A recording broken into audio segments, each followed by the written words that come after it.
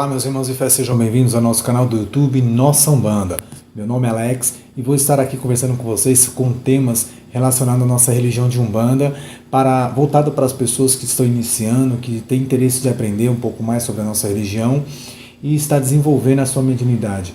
Antes de tudo, o médium, para ser umbandista, ele precisa também saber o mais importante, que é o surgimento da religião de Umbanda, como ela surgiu, como ela nasceu, como ela aconteceu. E hoje nós vamos contar a história da Umbanda.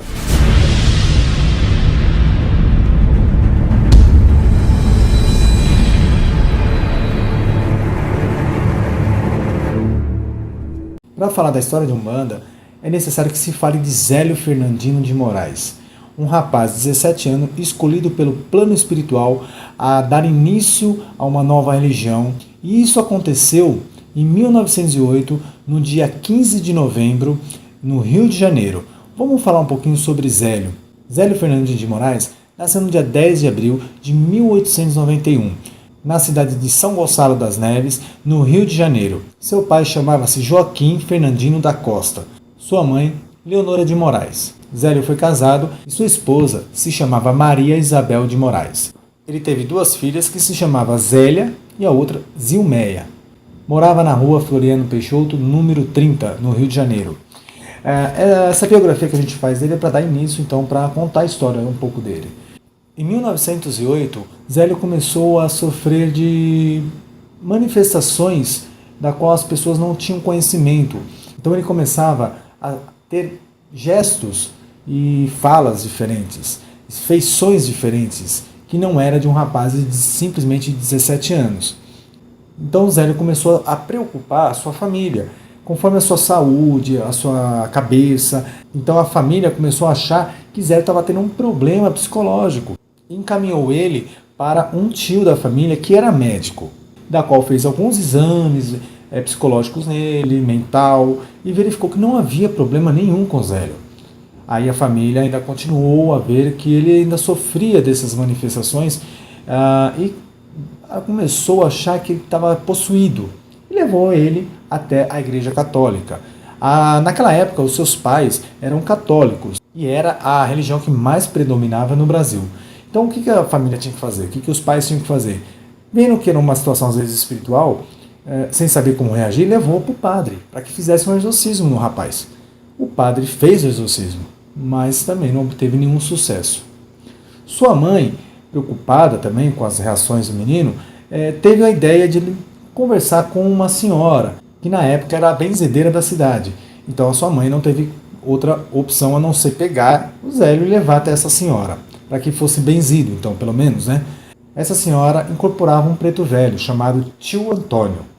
Essa entidade falou para a mãe do Zélio que esse menino, esse rapaz, tinha uma grande missão dada pelo plano espiritual, que ele deveria desenvolver e deveria ser encaminhado para um lugar onde que ele pudesse cumprir com a sua missão.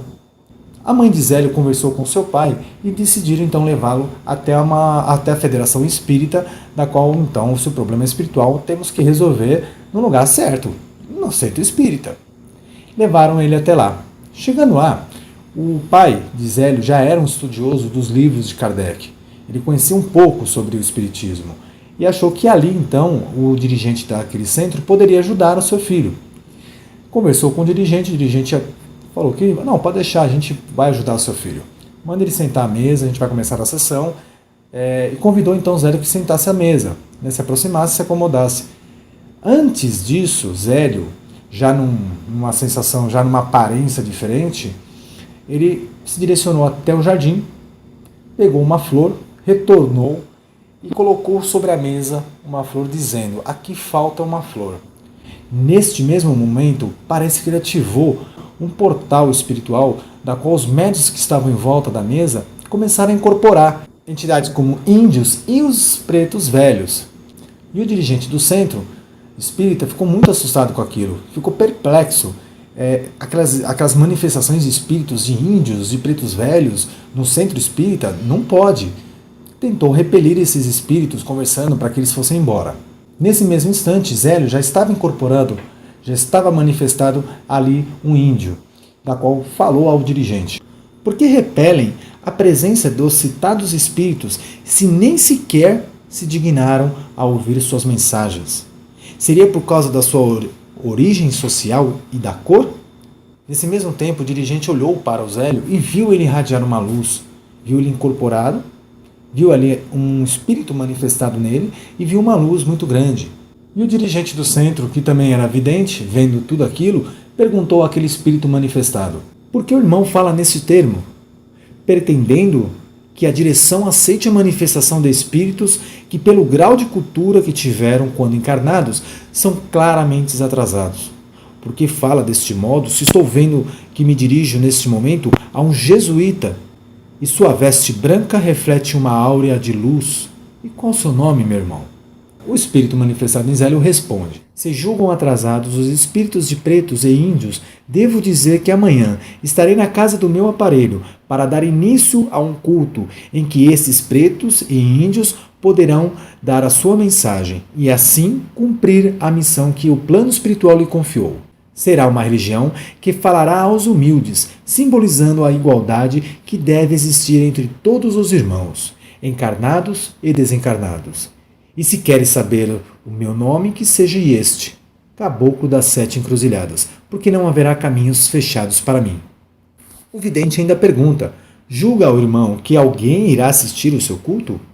Novamente ele responde: colocarei uma condessa em cada colina que atuará como porta-voz, anunciando o culto que amanhã iniciarei. Depois de um certo tempo, os dirigentes daquele centro espírita descobriram que ali, o que eles viam, o jesuíta que eles viam ali, na verdade era o padre Gabriel Malagrida. No dia seguinte, no dia 16, Zélio estava em sua casa com seus familiares e amigos e próximo das 20 horas havia uma multidão de gente do lado de fora da sua casa. Eram pessoas curiosas, eram médiuns que já trabalhavam com manifestações de pretos e de índios, mas não eram expostos. Eles trabalhavam em suas casas, escondidos, com medo da repressão, do preconceito. Mesmo assim, quando souberam desse anúncio da religião de Umbanda, eles foram correndo para lá para ver se ali então poderiam trabalhar futuramente. Haveria também jornalistas, haviam também os dirigentes e as pessoas, os médios que frequentavam o centro espírita da federação, curiosos em saber se aquilo que o Caboclo das Sete Encruzilhadas falou iria se concretizar. Às 20 horas, o Caboclo das Sete Encruzilhadas então manifestou no Zélio e ditou as regras e ali também que iniciaria um novo culto. Disse o Caboclo das Sete Encruzilhadas: aqui inicia-se um novo culto, em que os espíritos de pretos e velhos africanos que haviam sido os escravos e que desencarnaram não encontraram campo de ação nos remanescentes das seitas negras já deturpadas e dirigidas quase que exclusivamente para os trabalhos de feitiçaria, e os índios nativos da nossa terra poderão trabalhar em benefício dos seus irmãos encarnados. Qualquer que seja a cor, raça, credo ou posição social, a prática da caridade no sentido do amor fraterno será a característica principal deste culto, que tem como base no Evangelho de Jesus e como Mestre Supremo Cristo.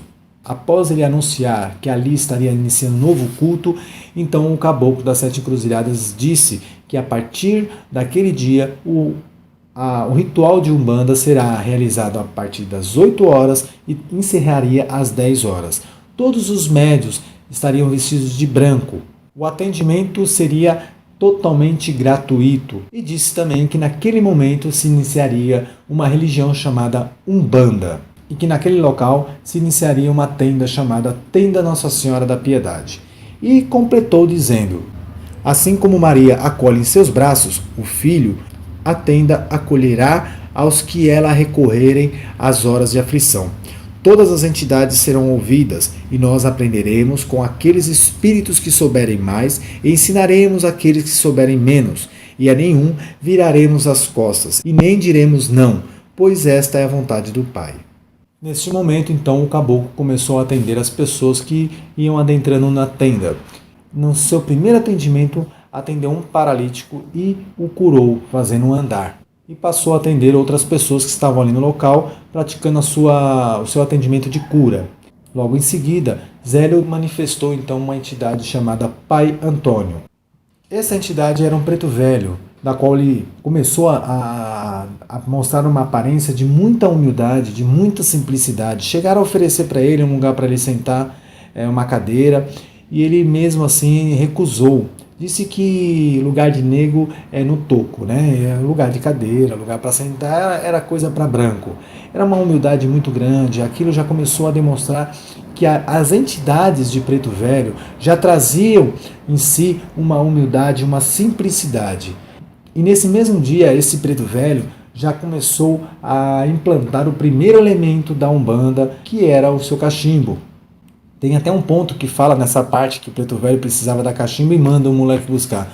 Minha cachimba tá no toco, manda moleque buscar. No alto da derrubada, minha cachimba ficou lá. Exatamente o que aconteceu naquele dia.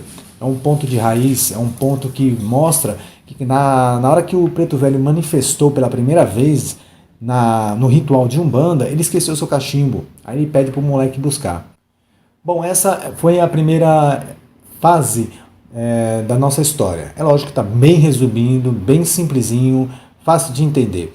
Agora, a partir do momento em que a Umbanda foi criada, no dia 15 ela foi anunciada. No dia 16 ela foi ritualizada, quer dizer, ela foi Zélio, através do Caboclo das Sete Encruzilhadas, começou a praticar o ritual de Umbanda.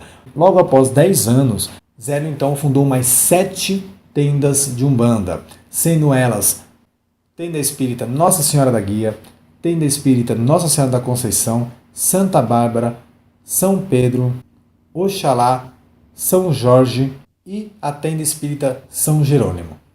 Mais para frente, as tendas foram criadas. Enquanto Zélio estava em atividade, cuidando da tenda, ainda foram criadas mais 10.000 tendas de Umbanda nesse período. Ele nunca usou da mediunidade para ter benefício próprio, nunca cobrou por trabalhos. Ele tinha sua profissão, tinha seu trabalho e muitas vezes mantia esses terreiros com o seu próprio dinheiro. Algumas regras também foram ditadas pelo Caboclo das Sete Encruzilhadas. Não haveria o sacrifício de animais. Na tenda Nossa Senhora da Piedade não se usava atabaques ou qualquer outro adereços. Os atabaques começaram a ser usados nas tendas que o Caboclo das Sete Encruzilhadas fundou mais para frente. Naquele momento, somente a tenda Nossa Senhora da Piedade é que não se batia a palma e não se usava os atabaques. Existe uma história que diz que os atabaques não foram colocados na primeira tenda, até mesmo para não criar, não chamar a atenção das pessoas que estavam ali vendo o primeiro culto de religião de Umbanda. Até mesmo que o atabaque era um uso muito da linha do candomblé. Então ele não queria que as pessoas acreditassem que ali estava sendo iniciado um ritual de candomblé, mas sim de Umbanda. Por isso os atabaques não foram colocados, nenhum agogô, nenhum tipo de adereço musical, nem bater palmas. Então eles cantavam os pontos em voz baixa, com tranquilidade. Todos os médios usariam a guia da sua entidade de trabalho-chefe. E também, até hoje, esses médios que frequentam, trabalham na Casa da Nossa Senhora da Piedade, usam uma guia de Pai Antônio.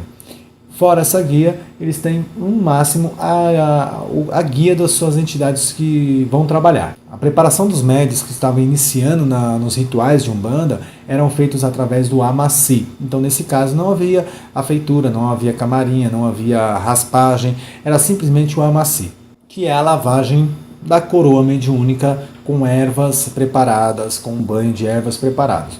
Após 55 anos de trabalho na casa, Zélio entregou então a tenda Nossa Senhora da Piedade para suas duas filhas, a Zélia e a Zilmeia. As duas então assumiram a tenda Nossa Senhora da Piedade, enquanto Zélio com sua esposa Maria Isabel foram fundar uma outra tenda que se chamava Tenda Pai Antônio. Ali ele continuou a trabalhar ao lado de sua esposa, atendendo as pessoas até o último dia de sua vida. Zélio veio desencarnar com 84 anos no dia 3 de outubro de 1975. Ele deixou um legado para a humanidade, digamos não só para o nosso Brasil, mas para a humanidade conhecer a nossa religião de Umbanda.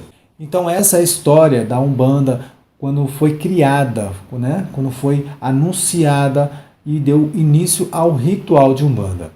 Este nosso vídeo de hoje, então, encerra-se aqui, agradecendo a todos pela oportunidade de estar aqui fazendo esse trabalho para vocês.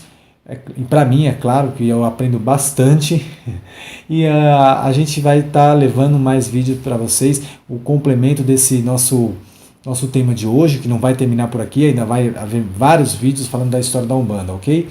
Não se esqueçam de curtir a nossa página do Facebook e também, se gostou do vídeo, deixe seu like no nosso canal do YouTube, se inscreva no nosso canal, assim dessa forma vocês também vão estar nos ajudando a manter esse canal, de levar informação às pessoas que estão iniciando na nossa religião, querendo aprender, querendo desenvolver. Ok? Um grande abraço a todos, espero que vocês tenham gostado do vídeo e se gostou, compartilhem, não esqueça. E lembrando, não é a sua Umbanda, não é a minha Umbanda, mas sim a nossa Umbanda.